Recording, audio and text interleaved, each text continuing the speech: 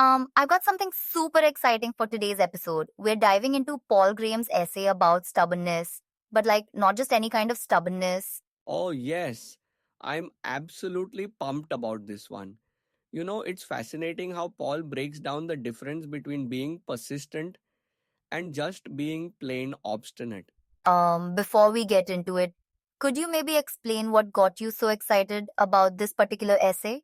Well, the thing that really grabbed me is how, we often use these words persistence and obstinacy almost interchangeably, and this is the cool part, they're actually completely different behaviors, like totally different mindsets. That's interesting. So, what's the main difference? So, right, think of it this way. The persistent person is like a boat with an engine that can't slow down. They're always moving, always trying new things. But the obstinate person, they're more like a boat with a stuck rudder.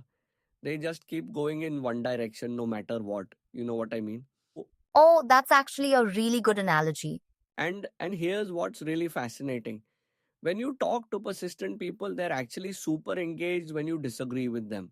Like take the Collison brothers for example. These guys, they listen with this almost predatory intensity when you point out problems.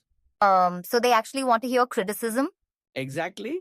It's like they're thinking, is there a hole in my boat? Better tell me now. But obstinate people, their eyes just kind of glaze over when you try to point out problems. That reminds me. What makes someone become obstinate in the first place? Oh man, that's where it gets really interesting. You'd think it might be because they're overwhelmed or in over their head, right?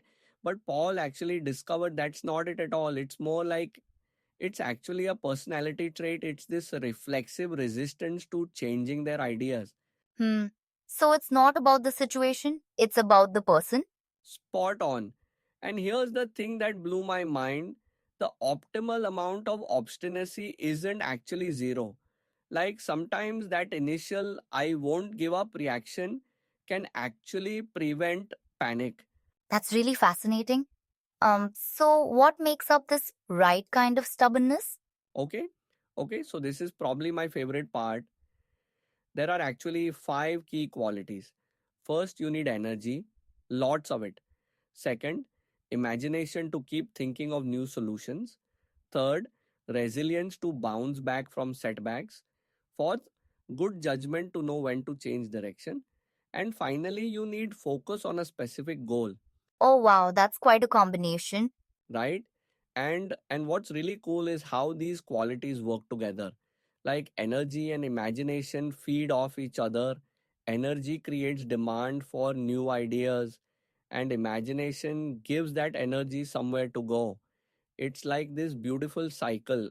But what about the goal part? How specific should it be? That's such a good question. It's kind of like Goldilocks. Not too broad, not too narrow. Like if you're just starting out, Paul actually suggests starting smaller and then expanding.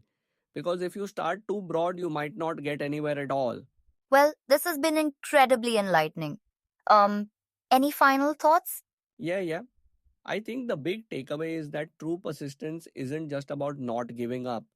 It's this complex combination of qualities that work together to create something almost magical, and that's why it's so rare, but also why it gets such amazing results.